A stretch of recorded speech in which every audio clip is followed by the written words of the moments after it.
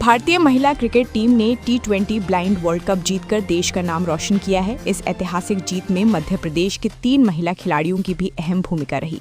मुख्यमंत्री डॉक्टर मोहन यादव ने विश्व विजेता खिलाड़ियों को सम्मानित करते हुए प्रत्येक खिलाड़ी को 25-25 लाख रुपए की प्रोत्साहन राशि देने की घोषणा की। साथ ही 3 कोच को 1-1 लाख रुपए देने का ऐलान किया। मुख्यमंत्री ने खिलाड़ियों और कोच से मुलाकात कर कहा कि उनकी शिक्षा, प्रशिक्षण और कोचिंग की जिम्मेदारी राज्य सरकार उठाएगी।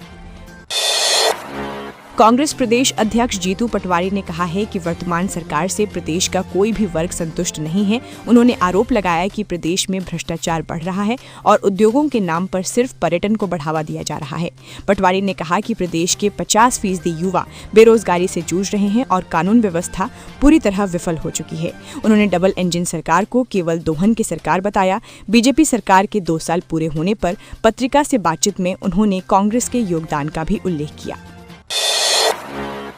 मध्य प्रदेश के नगरीय प्रशासन विभाग की राज्य मंत्री प्रतिमा बागरी इन दिनों विवादों में घिरी हुई हैं। उनके परिवार का नाम गांजा तस्करी मामले में सामने आया है। पुलिस ने उनके भाई अनिल बागरी और बहनोई शैलेंद्र को गिरफ्तार किया है।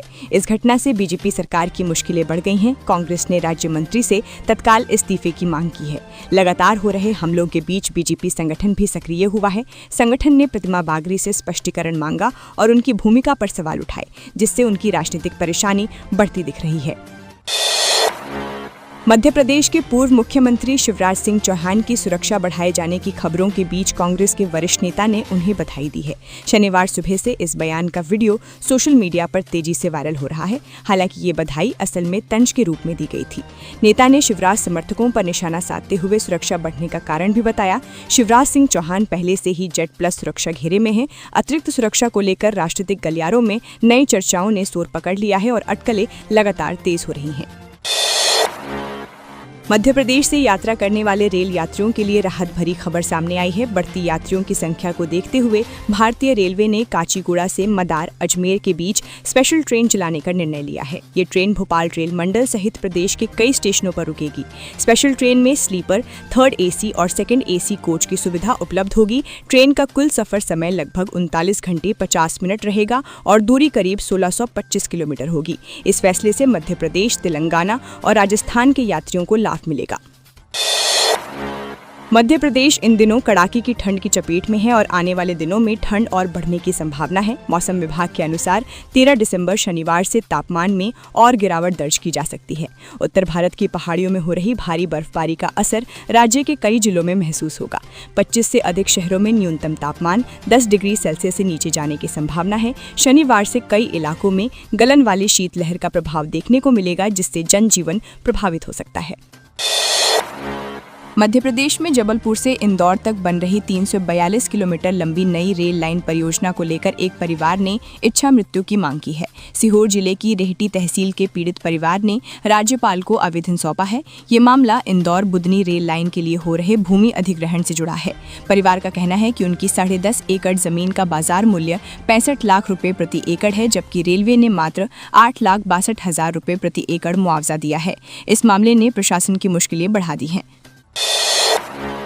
उच्च शिक्षा विभाग ने शैक्षणिक सत्र 2025-26 के लिए PhD शोध छात्रवृत्ति योजना के अंतर्गत आवेदन आमंत्रित किए हैं। ये योजना अनुसूचित जाति, अनुसूचित जनजाति और सभी वर्गों के दिव्यांग शोधार्थियों के लिए है। विश्वविद्यालयों में अध्ययनरत शोध छात्र नवीन और नवीनीकरण दोनों श्रेणियों में ऑनलाइन आवेदन कर सकते हैं। आवेदन जमा करने की अंतिम तिथि 5 जनवरी 2026 निर्धारित की गई है। नवीन आवेदन आयुक्त उच्च शिक्षा कार्यालय भोपाल में और नवीनीकरण आवेदन क्षेत्रीय अतिरिक्त संचालक कार्यालय में जमा होंगे। यदि आप क्रिसमस या नए साल पर भोपाल से अयोध्या, मथुरा, वैष्णो देवी, वाराणसी, ऋषिकेश या देहरादून जाने की योजना बना रहे हैं तो आपको दिक्कतों का सामना कर पड़ सकता है। इन रूट्स पर भोपाल से आने जाने वाली लगभग सभी ट्रेनें पहले ही फुल हो चुकी हैं। जम्मू कश्मीर, अयोध्या, मथुरा और गोवा जाने वाली ट्रेनों में लंबी वेटिंग चल रही है। मुंबई और गोवा से मथुरा जाने वाली ट्रेनों में भी 15 जनवरी तक वेटिंग है। रेलवे ने अतिरिक्त ट्रेनें चलाने और कोच बढ़ाने की संभावना जताई है। अंतिम फैसला 30 दिसंबर के आसपास लिया जाएगा। फिलहाल कोई आधिकारिक पुष्टि नहीं हुई है। मध्य प्रदेश में पदोन्नति और ओबीसी आरक्षण का मुद्दा लंबे समय से उलझा हुआ है। इसे सुलझाने के कई प्रयास किए गए, लेकिन सफलता नहीं मिली। पदोन्नति के नए नियम बनाए गए, पर तकनीकी पेच के कारण मामला फिर अदालत पहुंच गया। इस विवाद के चलते 80,000 से अधिक अधिकारी और कर्मचारी बिना पदोन्नति पाए सेवानिवृत्त हो चुके हैं। ओबीसी आरक्षण का मामला भी कोर्ट में लंबित है। कमलनाथ सरकार ने 2019 में ओबीसी आरक्षण 14 से बढ़ाकर 27% किया, लेकिन इसका लाभ अब तक नहीं मिल सका है। इसके कारण कई भर्तियां रुकी हुई हैं। मध्य प्रदेश में दिसंबर और जनवरी महीनों के दौरान प्रतियोगी परीक्षाओं का व्यस्त दौर शुरू होने जा रहा है। एमपीपीएससी और कर्मचारी चयन मंडल द्वारा कुल 5 प्रमुख परीक्षाएं आयोजित की जाएंगी। इन परीक्षाओं में 4 लाख से अधिक अभ्यर्थी शामिल होंगे। इस बार आवेदन पत्रों की स्कैनिंग AI तकनीक से की जाएगी। विभिन्न विभागों की रिक्तियों के अनुसार परीक्षा कार्यक्रम जारी कर दिए गए हैं। 2 परीक्षाओं की तिथियों में संशोधन भी किया गया है। अभ्यर्थियों को सलाह दी गई है कि वे आधिकारिक वेबसाइट पर नियमित रूप से अपडेट देखते रहें, ताकि किसी भी बदलाव की जानकारी समय पर मिल सके।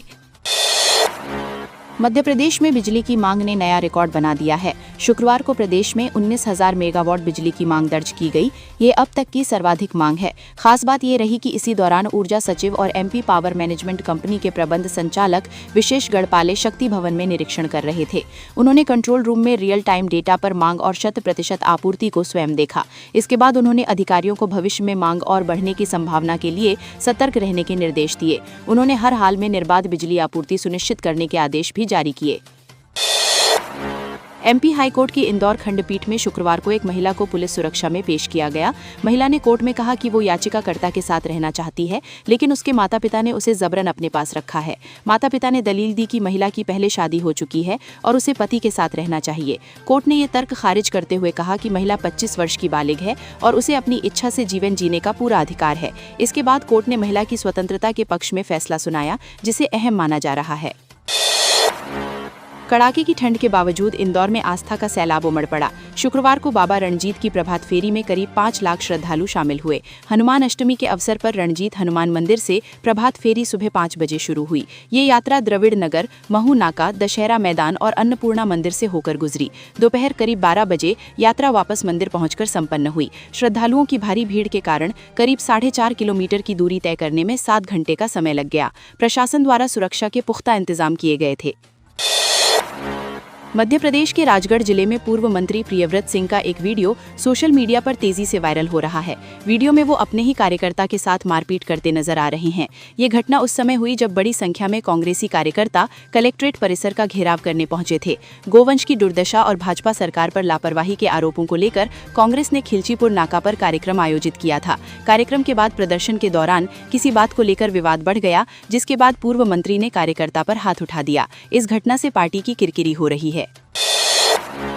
मध्य प्रदेश के मंदसौर जिले में आयोजित निःशुल्क नेत्र शिविरों को लेकर स्वास्थ्य विभाग ने जांच शुरू की है।